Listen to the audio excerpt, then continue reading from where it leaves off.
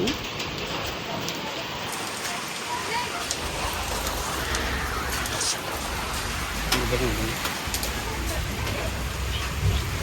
அதனால் எஸ்சி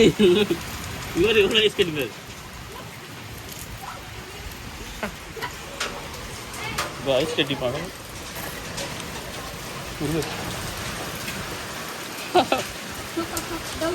இப்போதான் பார்க்கணும் நான் ஐஸ் கட்டி மாட்டேங்க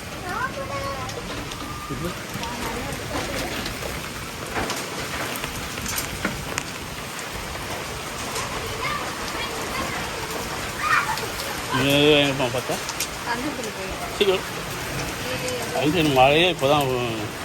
தமிழ் போகுது